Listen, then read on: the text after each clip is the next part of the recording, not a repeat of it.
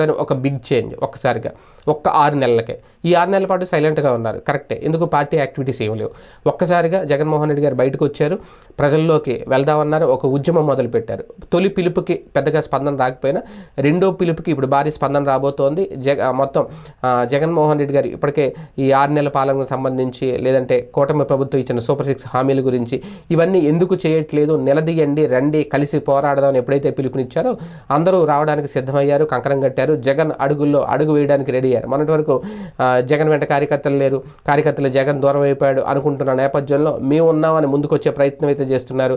జగన్ పిలుపుకి భారీ స్పందన అయితే వస్తుంది. సోషల్ మీడియానే ఎందుకు సాక్ష్యం. ఒకప్పుడు సోషల్ మీడియా కంప్లీట్గా డీయాక్టివేట్ అయిపోతుంది ఈ కేసులు ఇవన్నీ అనుకుంటున్న నేపథ్యంలో కోర్టుల నుంచి కూడా కొంతమందికి సానుకూల తీర్పులు రావడం, కొంతమందికి కాస్తంత రిలీఫ్ రావడం, ప్రధానంగా సజ్జల భార్గవ రెడ్డి విషయంలో ఆయనకు కాస్తంత రిలీఫ్ రావడం, వీటన్నిటి నేపథ్యంలో మళ్ళీ యాక్టివేట్ అవుతున్నారు.